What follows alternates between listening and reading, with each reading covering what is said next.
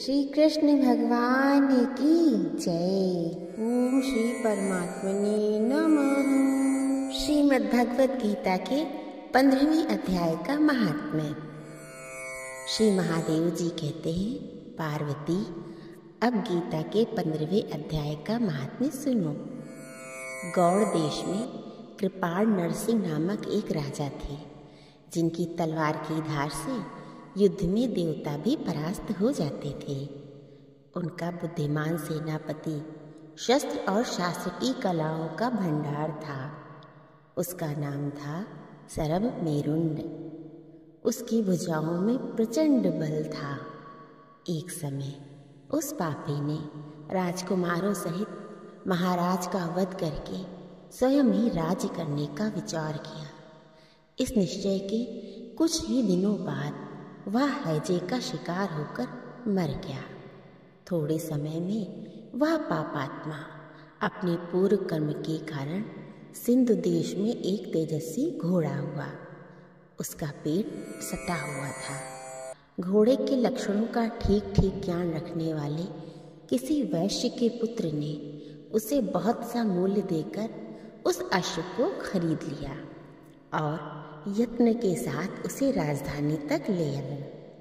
वैश्य कुमार वह अश्व राजा को देने के लिए लाया था। द्वारपाल ने जाकर उसके आगमन की सूचना दी। राजा ने पूछा, किस लिए आए हो?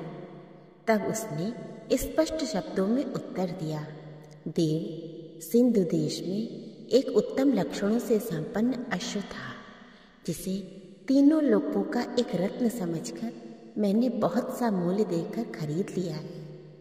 राजा ने आज्ञा दी, उस अश्व को यहाँ ले आओ। वास्तव में वह घोड़ा गुणों में उच्चई श्रवा के समान था। सुंदर रूप का तो मानो घर ही था। शुभ लक्षणों का समुद्र जान पड़ता था। वैश्य घोड़ा ले आया और राजा ने उसे देखा। अश्व का लक्षण जानने वाले अमात्यों ने इसकी बड़ी प्रशंसा की। सुनकर राजा अपार आनंद में निमग्न हो गए और उन्होंने वैश्य को मुंह मांगा स्वर्ण देकर तुरंत ही उस अश्व को खरीद लिया। कुछ दिनों के बाद एक समय राजा शिकार खेलने के लिए उत्सुक होकर उसी घोड़े पर चढ़कर वन को गए। वहां मृगों के पीछे इन्होंने अपना घोड़ा बढ़ाया। पीछे पीछे सब ओर से दौड़कर आते हुए समस्त सैनिकों से उनका साथ छूट गया। राजा हिरणों द्वारा आकृष्ट होकर बहुत दूर निकल गए। प्यास ने उन्हें व्याकुल कर दिया। तब वे घोड़े से उतरकर जल की खोज करने लगे। घोड़े को तो उन्होंने वृक्ष की डाली में बांध दिया और स्वयं एक चट्टान पर चढ़ने लगे। कुछ दूर जाने पर उन्होंने देखा कि एक पत्ते का टुकड़ा हवा से उड़कर शिलाखंड पर गिरा है। उस पत्ते पर गीता के 15वें अध्याय का आधा श्लोक लिखा हुआ था। राजा उस श्लोक को पाँचने लगे। उनके मुख से गीता के अक्षर सुनकर घोड़ा तुरंत गिर पड़ा और अश्व शरीर को छोड़कर तुरंत ही दिव्य विमान पर बैठकर स्वर्गलोक को चला गया। तत्पश्चात राजा ने पहाड़ पर चढ़कर एक उत्तम आश्रम देखा। आश्रम के भीतर एक ब्राह्मण बैठे हुए थे, जो संसार की वासनाओं से मुक्त थे। राजा ने उन्हें प्रणाम करके बड़ी भक्ति के साथ पूछा, ब्राह्मण, मेरा अश्व जो अभी अभी स्वर्ग को चला गया है, उसमें क्या कारण है? राजा की बात सुनकर त्रिकालदर्शी, मंत्रवेत्ता एवं महापुरुषों में श्रेष्ठ विष्णु शर्मा नामक ब्राह्मण ने कहा, राजन, पूर्व काल में तुम्हारे यहाँ जो सरभ मेरुंड नामक सेनापति था, वह तुम्हें पुत्रों सहित मारकर स्वयं राज्य हड़प लेने को तैयार था। इसी बीच में वो हैजे का शिकार होकर मृत्यु को प्राप्त हो गया। उसके बाद वह उसी पाप से घोड़ा हुआ था। यहाँ कहीं गीता के 15वें अध्याय का आधा श्लोक लिखा मिल गया था उसे ही तुम बांचने लगे। उसी को तुम्हारे मुख से सुनकर वह अश्व स्वर्ग को प्राप्त हुआ है।